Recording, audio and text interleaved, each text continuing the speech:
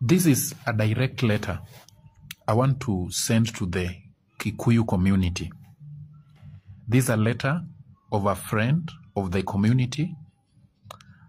I don't come from your community, but your community is one of the backbones of the development of this country. Nobody can talk about the development of Kenya and exclude the Kikuyu community. Nobody can talk about the political progress or developments in this country and exclude the Kikuyu community. But dear Kikuyus, this is a voice that you can ignore. But I wish and I pray that you listen to this voice to the end.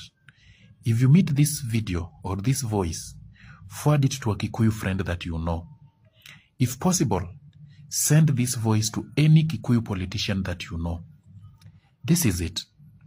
There is a well-choreographed plan to isolate the Kikuyu community for the eventual slaughter and destruction. In some meetings in this country, a politician has gone to the political rostrum and picked the microphone and said the following words: "Amwezi kuwa na shida na Wakikuyu kuliko sisi wa Kalenjin. Tuko na shida kubwa sana. Lakini ikifika mahali unatofautisha maneno. Unatafuta serikali kwanza, kwa sababu ukikuwa na ile serikali itakusaidia kutatua ile shida uko nayo." Serikali ilipatikana. Don't be shocked that now some of your houses are being demolished. Don't be shocked that now some markets are continuously being burning in this country and nobody wants to talk about it. Don't be shocked that sahizi sasa mnataka kutolewa marikiti mtolewe kwa some of these markets. Don't be shocked. Serikali ilipatikana. Another politician stands on a political rostrum and says this: haiwezi kuwa kwanza kwamba tangu koloni ama Kenya kupata madaraka, it is only one community that has been developing at the expense of other communities. Other communities must also develop. Swali ni je, which is this community that has been developing? Dear Kikuyus, you are targeted. What makes me bitter, I was in Marikiti today when the deputy president came with his entourage, and I listened so keenly to him. I see a man who is besieged. I don't like the deputy president myself because of the politics of segregation that he used to preach when KK took power, when he was talking about shares and all the stuff. But he is a leader. He is a son of your community. Question is this: dear community, dear Kikuyu community, in 2022, mulitumika vibaya and you destroyed Uhuru Kenyatta. There is nothing you did not talk about Uhuru Kenyatta. Your sons and daughters were used to go and raid his farm.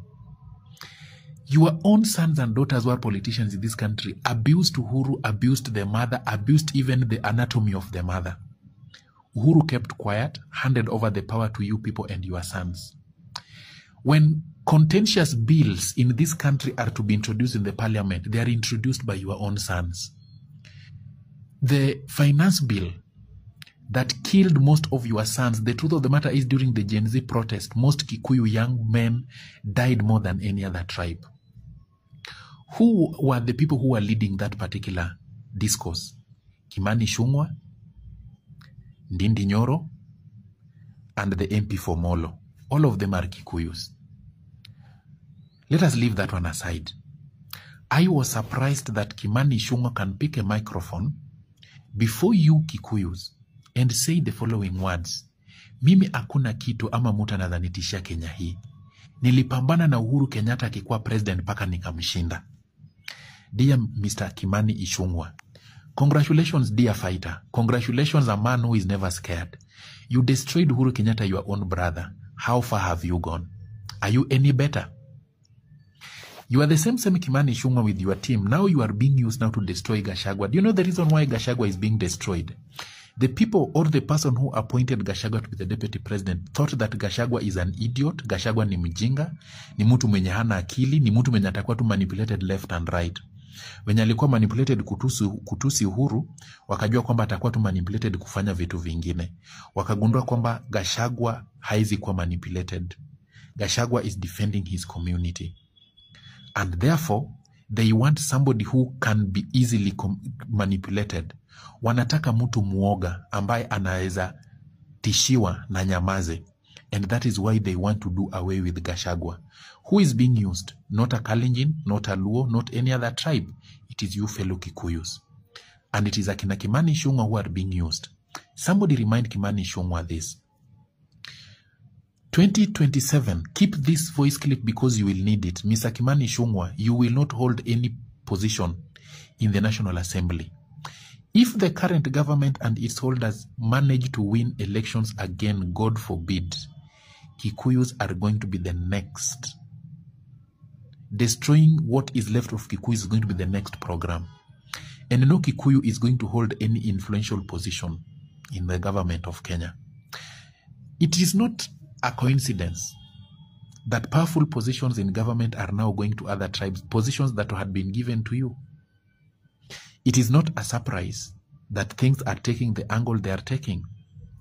If you elected Kimani Ichung'wah, you elected Ndindi Nyoro, you elected Anne Waiguru, you elected all these politicians who are now saying that now they want to do away with Rigathi Gachagua, please tell them this. They are just being used the way they were used in 2022. They have not learned their lessons. And once they are done being used, I just want to remind you that in 2007, there was a slogan in this country which was coined by Raila. Ruto was part of that particular slogan. Mudavadi was part of that slogan. Other communities were part of that slogan. And what was the slogan? 41 against 1. There was a well-oiled program to destroy the Kikuyu community. Now, in 2027 or in 2023, in the run-up to 2027 now, 2024, run-up 2027, the Pentagon brothers are regrouping. And Raila is in the government, member of the Pentagon. Ruto is in the government, member of the Pentagon. Mudavadi is in the government, member of the Pentagon. Ali Hassan Joho is in the government, replacing Najib Balala, member of the Pentagon. It is just a matter of time. Charity Ngilu will be in the government and the Pentagon will be complete. And just like that, your isolation shall have completed and you are going to be destroyed properly. I want to say this. If you are a Kikuyu, right now, there are only 2 men in this country who will save you from eventual destruction. The first person is Uhuru Kenyatta. The second person is Rigathi Gachagua. I am not a member of your community, but I'm telling you this, defend your community. Dear loving Kikuyus, every politician in this country is marshalling their tribes. Natembea, when he is walking in the Mulembe nation and talking about Tawe, nobody calls him as a tribalist. Nobody pins him down. When Mudavadi does that and other Kinawetangula do that to the Luhya community, nobody pins them down. When Raila does that to the Luo community, nobody pins him down. When the coastal region are talking about their political leader, coast region political party, and they need to unite, nobody pins them down. Why is it that when a Kikuyu comes up and says that Kikuyus need to speak in one voice, now it becomes a problem? You people rise up and smell the coffee. To the Mount Kenya East people, you are going to be used. Don't think that by your son being given the deputyship or being given this position, you are going to develop. You are being used to undermine the West. The earlier you realize this, the better. When I hear Ruku open his mouth and talk, I wonder if there is something in his head. Dear Kikuyu brothers, I am among the few Kenyans in this country who love your spirit so much. The things I do in this country, most of my clients are Kikuyus. I would not wish to see Kikuyus being destroyed, their businesses being destroyed. If you meet this video, tell Kimani Ichung'wah and other Kikuyu leaders who are blindly doing things to destroy Gachagua that you are being sharpened to kill somebody. Once you are done, you are the one who is going to be killed. I'm not talking about physical death. I'm talking about economical, political, and social death. One day, you will wake up when it is very late. Please, rise up and save your community. Unite just like other tribes are uniting and chart your destiny away from this government. Bye.